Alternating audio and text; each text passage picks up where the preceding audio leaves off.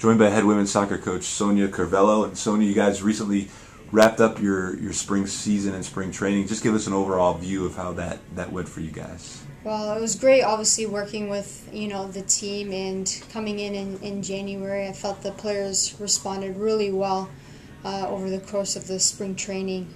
I think one of the things that we've always looked to focus on just daily is, providing maximum performance and training, and just coming in with that focus and concentration level that, I was looking for, especially after the first couple weeks. Obviously, I was able to assess some things that I felt were critical that we needed to work on throughout the spring, and I felt that we allowed that opportunity for players to also see how important focus is and how it can improve their performance as well. And obviously this is your first year, so new coach, new philosophy, new training techniques and things like that. How do you think the team responded to that during these couple training sessions during the spring season? Yeah, when you're talking about philosophy, I think the players understood exactly what's expected of them as individually, and also I looked at positioning the players to where they understood what's expected of their teammates, especially in our system of play.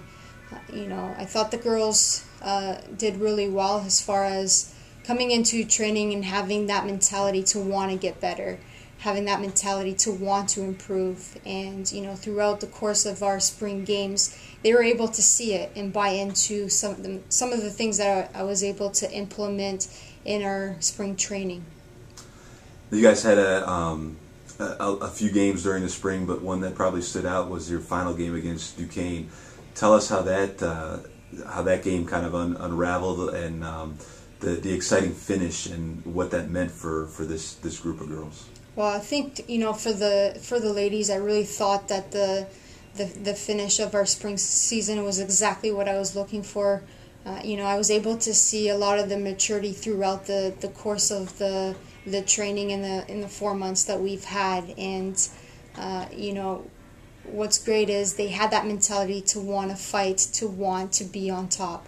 We were down 1-0 in the second half where we conceded a goal, and the way the players responded was exactly what I was looking for. Is we were able to tie it up 5 minutes later with 5 minutes left to go. We ended up getting another goal that was critical, and when the players can perform in that way and understand that they can do this, it's going to be a huge asset for us going into the fall, especially when we're in those situations again. And I really feel that the players are going to have that self-belief, which was critical. I felt that confidence in the players throughout the course of the spring training allowed them to know we could do this.